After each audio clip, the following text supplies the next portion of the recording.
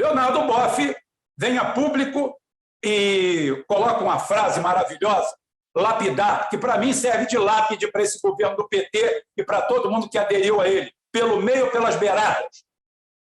Serve de epitáfio para vocês. O epitáfio para vocês corta aí, Christian, porque vai dar um corte bom. A Amazônia é de toda a humanidade, não do Brasil. Vai para a puta que lhe pariu, seu canalha. Seu canalha. Eu falo que a história é realmente a mãe da razão. E para isso eu trouxe um arrazoado para vocês, para você entender o que é a invasão. E para vocês que se dizem nacionalistas e que estão aderindo a esse governo canalha, desse Lula, que vendeu a liberdade dele em troca de fazer a pauta do Partido Democrata Americano de entrega da Amazônia. Entrega, porque em 5, 10 anos a Amazônia deixará de ser brasileira.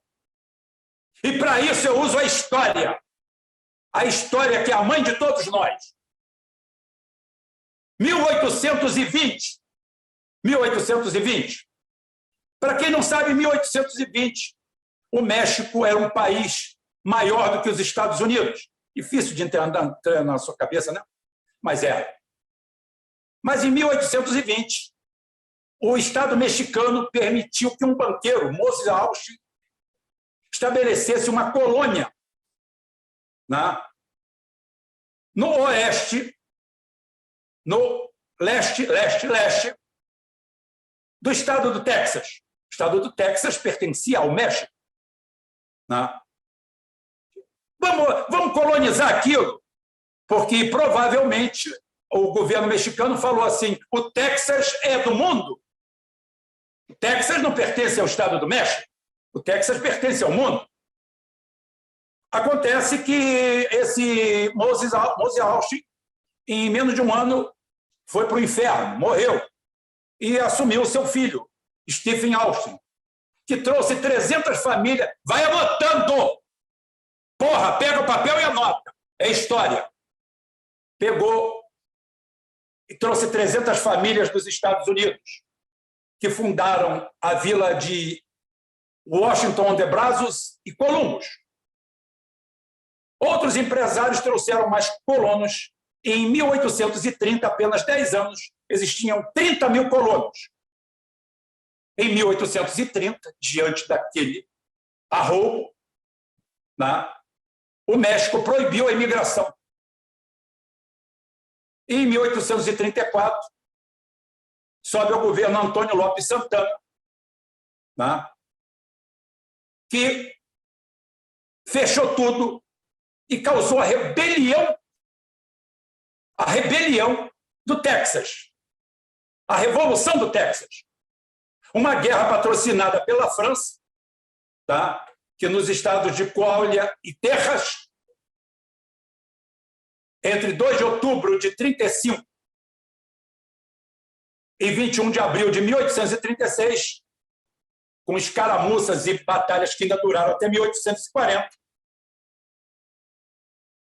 transformaram o Texas em independente. Oh, yes, o Texas já foi um país. Em 14 de maio de 1836, foi assinado o Tratado de Velasco, do meu amigo Carlos Velasco, né, entre Santana e David Burnett, que era o presidente interino do Texas. Em 1845, a farsa se perpetra. E o Texas é anexado pelos Estados Unidos. Né? Parou por aí? Claro que não. Já que está dentro, vamos nos dar bem. Aí começa a seção mexicana, a guerra entre México e Estados Unidos. Em continuação. Então, em 2 anos, os Estados Unidos roubam na guerra mexicano-americana, faz o Tratado de Guadalupe Hidalgo, em 2 de fevereiro de 1848, depois de cercar a cidade do México, tá? Na Batalha de Chapultepec, tomaram a cidade e assinaram esse tratado nefasto.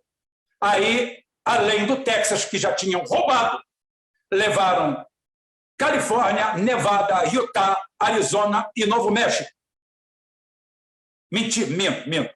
Estou indo um pouco além. Na realidade, a justiça seja feita, parte do Arizona e do Novo México foram vendidos por patriotas do naipe do Leonardo Boff, em 1853, por 10 milhões de dólares. Tá? Os outros, todos juntos, custaram de indenização aos Estados Unidos 20 milhões de dólares. Em dinheiro de hoje, daria 500 milhões de dólares por mais de 2 milhões de quilômetros quadrados das melhores terras dos Estados Unidos, as mais ricas em minerais. México, Califórnia e Texas são os estados mais ricos dos Estados Unidos, todos eles roubados do México. Faça a conta do Leonardo Boff e veja aonde nós vamos parar. É isso que estão promovendo no Brasil, que esse filho de uma puta desse Lula, com essa gangue que está aí, está promovendo para o Brasil. Não tenho medo de chamar de filho da puta, porque é ato de filho da puta. Quem vota contra os BRICS, que é responsável pelo maior número de importações, a maior parte do PIB nosso vem de países do BRICS. Desce do muro. Eu não quero me meter aqui, nesse momento agora, da história da Ucrânia, né, e da história da Rússia. Sou pró-Rússia porque eu sou contra o nazismo. Eu estou com meus amigos judeus. Eu estou do lado dos meus amigos judeus. Nazismo nunca mais. Agora, lamentavelmente, tem um grupo de judeus chamados sionistas, os Ashkenazes, que patrocinam isso aí como patrocinaram Hitler lá atrás. E agora patrocinam isso aí. Esse estado de exceção que está lá, eu estou do lado da Rússia, primeiro porque eu sou contra o nazismo.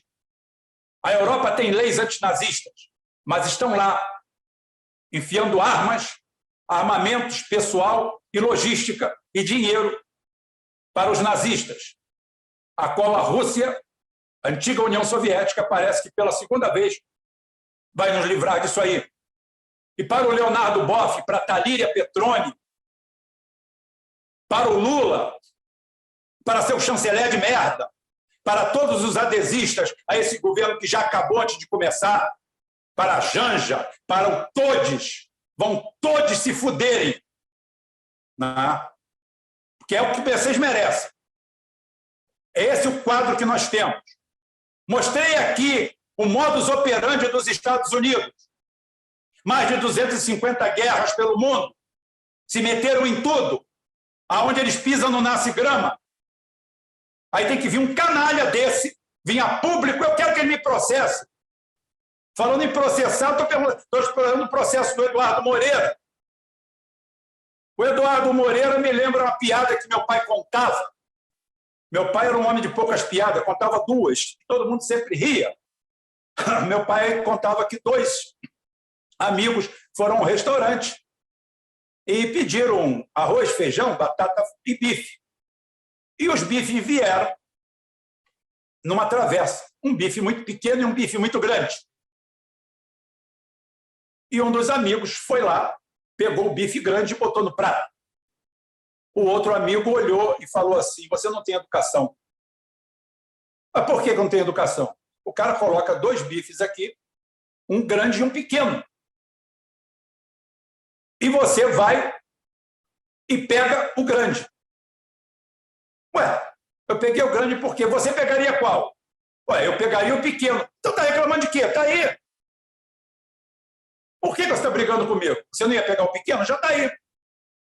Essa é a piada, uma das poucas piadas que meu pai contava, dá exatamente a noção do Eduardo Moreira, que disse que não queria de jeito nenhum, não estava querendo nem queria ser chamado para o conselho da Petrobras. Então, o bife pequeno está aí, Eduardo Moreira. Fica à vontade. Come o bife pequeno que o bife grande alguém levou. Mas, estranhamente, o seu canal Chapa Branca, nos últimos dias, começou a atacar o governo, depois dessa notícia. Depois dessa notícia, você começou a criticar o governo. O céu já não é tão bonito, as cores já não são tão bonitas, o Lula já não é tão simpático. Tá? Parece que o amor acabou. Ainda bem que o meu nunca começou. Então, eu fico muito à vontade, porque eu não estou aqui para me trocar por nada. Tá? Eduardo Moreira publicou dia 1/3/23, às 15h34, Twitter dele, estou dando um pouco de publicidade para ele, apesar do canal dele ser riquíssimo, milionário, cheio de inserções, cheio de advogados para processar os outros. Taxa de juros abrindo, empresa de varejo desmoronando na bolsa, mercado de crédito ultra estressado, combustíveis subindo. Imaginar que a única chance de sucesso do governo depende da boa vontade de um bolsonarista raiz, presidente do BC, dá desânimo e arrepios. Nossa! Ai, meu Deus do céu! Como dizia minha velha mãe, nada como um dia atrás do outro, nada como você contrariar os interesses para você ver realmente o que vai acontecer e como as pessoas se comportam. Eu, desde muito cedo, eu aprendi a chegar de manhã cedo e pegar um copo duplo de cocô, misturar com urina e beber. Sabe por quê? Porque depois disso, nada pior no dia pode me acontecer. Isso mais que me vai dar empate. Então, eu já estou preparado para tudo isso. Por isso que nada disso me surpreende. Essas pessoas cheias de sempre querer dizer que quer o bife pequeno, quando o bife pequeno chega, eles reclamam.